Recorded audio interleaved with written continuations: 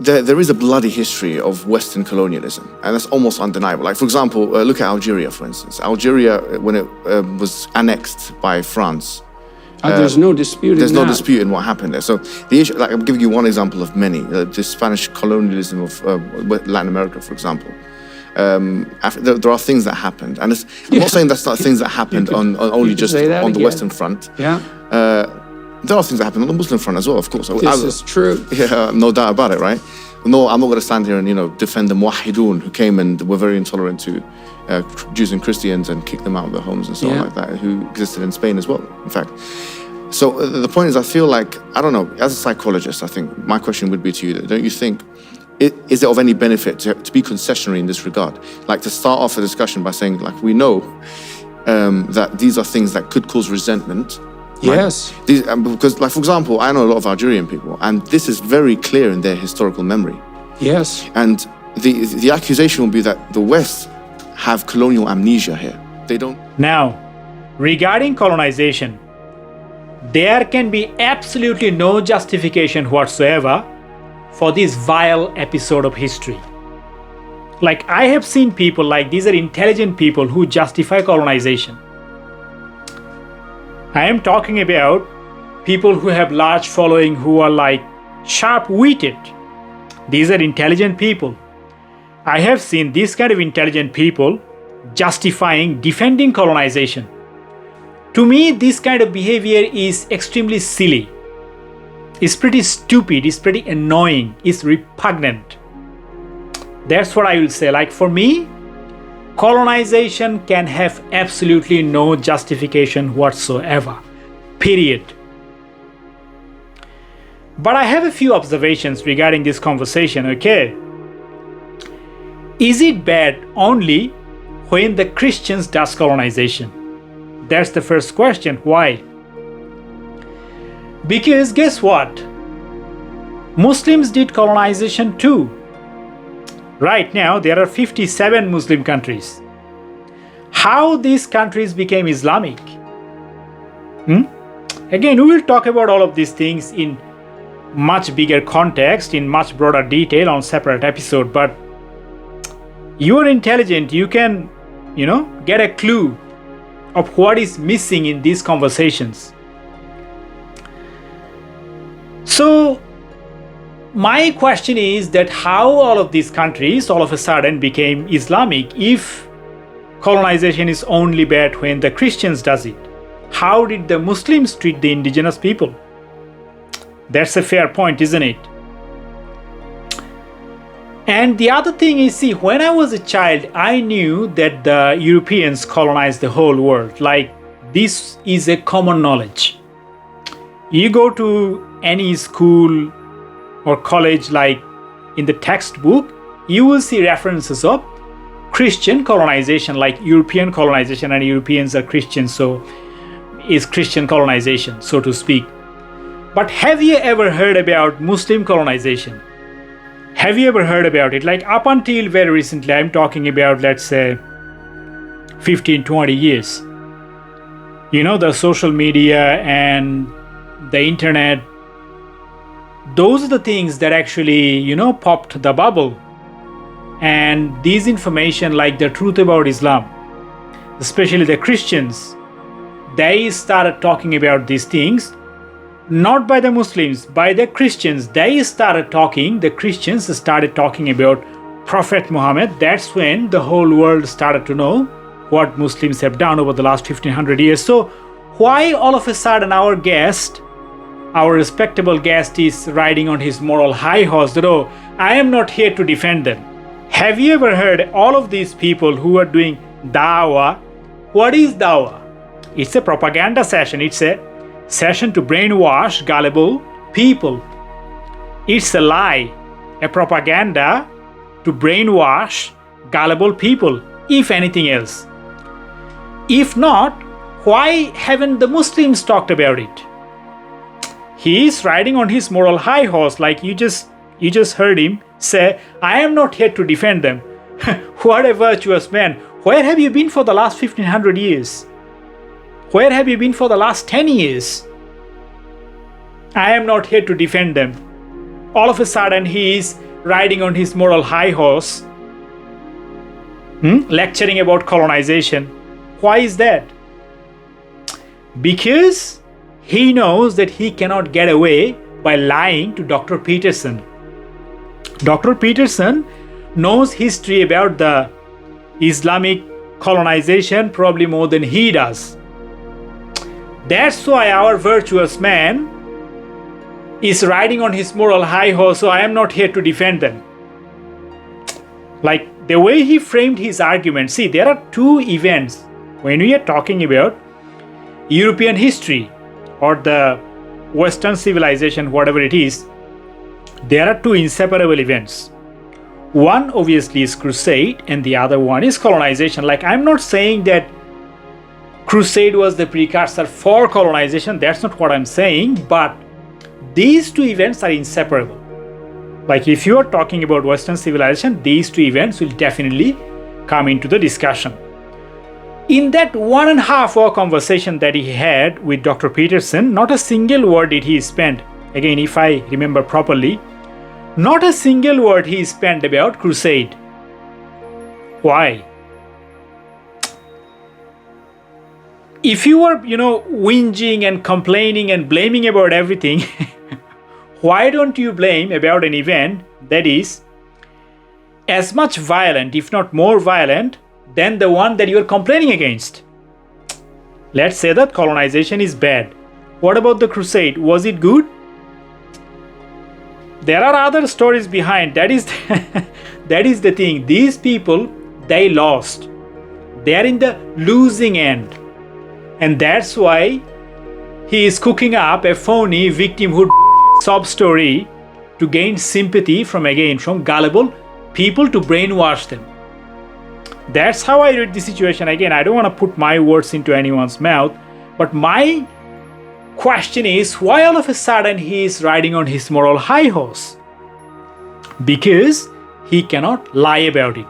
Don't believe me? Let me show you a clip. The problem here is that what it says Allah does is Salah. And you know what that means. You know there are perfectly good Arabic ways of saying all of those other things.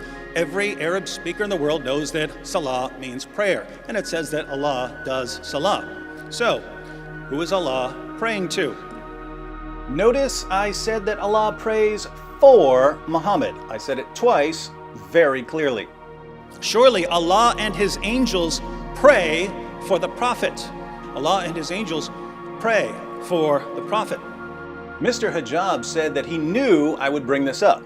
I've insisted many times in the past that according to the Quran, Allah prays for Muhammad.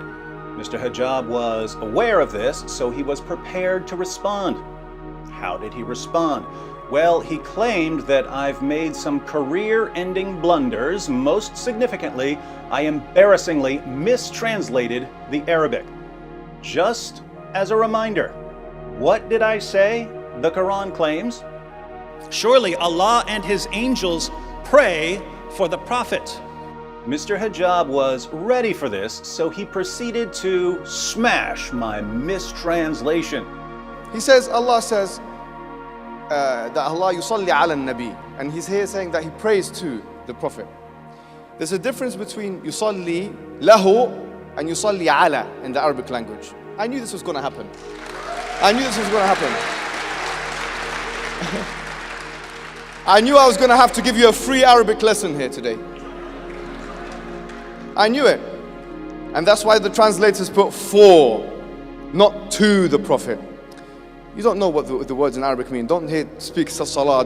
Come on, please, don't embarrass yourself. According to Mr. Hijab, what did I say? And he's here saying that he prays to the Prophet. What did I actually say multiple times? Surely Allah and His angels pray for the Prophet. Allah and His angels pray for the Prophet. What's the correct translation? And that's why the translators put for, not to the Prophet. So Allah prays for Muhammad is the correct translation? For, not to the Prophet. And what did I say was the correct translation? Surely Allah and His angels pray for the Prophet. for the Prophet, for the Prophet. So, my career is over because I mistranslated the Arabic by translating it the exact same way Mr. Hijab translated it. And he knew that I would bring this up, so this was his prepared refutation. Notice, he didn't deny that Allah prays. He denied that Allah prays to Muhammad. But I never said that he did. I said that he prays for Muhammad. As a side note, Mr. Hijab and I are both interpreting the language here in the same way. The Quran literally says that Allah prays on Muhammad. I don't quite understand what it means to pray on someone. I assume it's another way for saying pray for. Just as when a Christian says, "Can I pray over you?" it's another way of saying, "Can I pray for you?" But whether or not Allah prays on Muhammad really means Allah prays for Muhammad is irrelevant. The real point here is that Allah prays. Surely Allah and His angels pray for the Prophet. And Mr. Hijab admits it. So how does he get around the argument? By lying about what I said and then attacking the words that he made up. And that's why the translators put for, not to the Prophet.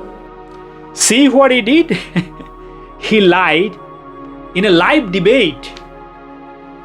He thought he might as well get away by telling this bunch of lies because obviously the other person, he doesn't understand Arabic. So he pre-planned about these lies because this guy doesn't know Arabic. I can get away by lying to him. That's why he lied on a live debate. And again, this is not the first time that he lied. Like, if you do a little bit of digging about this guy, there are many instances when he actually lied on live debates. It's not the first time. So all of a sudden, he's riding on his moral high horse. So I am not here to defend them. What a virtuous man, like the way he is framing his argument to gain sympathy again, to brainwash gullible people. As a matter of fact, by the way, he brought up a book, Body Count. And I went through the book like casually, and I genuinely believe that these kind of books, these are, worse than propaganda. These kind of BS, to me, these are propaganda tools. I don't think these kind of books have any credibility whatsoever. These books does not worth any reference whatsoever. But again, what else do you expect from these kind of psychopathic lies? Like, these are not one person I am talking about. Every single one of them, especially if they are doing Dawah, every single one of them is a psychopathic liar. They have a history of lying. Okay. When the Christians started talking about these things, the holy deeds of our Prophet Muhammad, that's when the whole world come to know, basically, what Muhammad did. Up until last 10-15 years, when have you heard about the crimes of or the holy deeds of Prophet Muhammad? Muhammad was a caravan robber. When last time have you heard about an honest Muslim telling the people, his audience, about the truth of Islam? When have you heard it? Even today, we live in the age of the social media. We live in the age of the internet. Everybody knows everything pretty much. Like, it's just a mouse click away. You can do internet, that information is gonna come up in just about a second. Even today, how many of these Dawah Gandhis will actually tell the truth? Why? And all of a sudden, he is riding on his moral high horse, so I am not here to defend them. Do these people have any credibility? Again, I will leave it to your own judgment. Alrighty? But the bottom line is, we will come back to this colonization in a future episode as well. We are not done yet. Like, I am not done with the colonization yet. Now, in that video, there were a lot of discussion about undeniable truth. Okay, so what was the undeniable truth? Colonization was violent, but if not for the Crusaders, if not Charles Martel, I'm talking about 7/11, okay, Battle of Tours. If those resistance didn't take place, would Dr. Peterson be sitting over there in that chair talking to his arch rival enemy. Who was the arch rival enemy of Christianity? Islam. Would Dr. Peterson be sitting in that chair talking to his enemy without fighting in the battleground? Like fighting, either you die or I die. There is no middle ground. Would that be possible? Right now, first of all, conversation is not civilization. Let's make it absolutely clear. Like, we're gonna get into civilization in a minute. But this conversation is one step closer to civilization, but that's not civilization. However, it's one step closer nonetheless. So if those choices had not been made, Battle of Tours, Crusade and all those things, if those things didn't happen, have we made this progress? Have we been able to at least come a little bit closer to civilization? So what else is undeniably true? We are part of Judeo-Christian philosophy. We are part of Judeo-Christian civilization. We should all have some gratitude towards those crusaders. I don't justify crusade. I am not a Christian. However, if I'm a human being, if I call myself a human being, I have to have gratitude. My question is, your guest, your respectable guest who was too up in his arms talking about the undeniable truth, does he has any shame? Does he has the least amount of gratitude towards those crusaders in the face of barbarism, who gallantly sacrificed their lives to make this happen, this conversation to take place? Should we all have some, at least some, like even a shred, at least some amount of gratitude towards those people? They are evil, fair enough. You call them evil, you call them whatever you want to call them. Should we also have at the same time have some gratitude to the sacrifice that they made to make this happen, this conversation to take place? I tell you what is undeniably true. He was talking about his grievances, right? The point that he put forth was that the colonization was evil. What Muslims did to the Hindus in Bharat, it's not my word that the Mohammedan conquest was the bloodiest. Mohammedan conquest of India was the bloodiest in human history. Was the bloodiest not just of Indian history but of human history.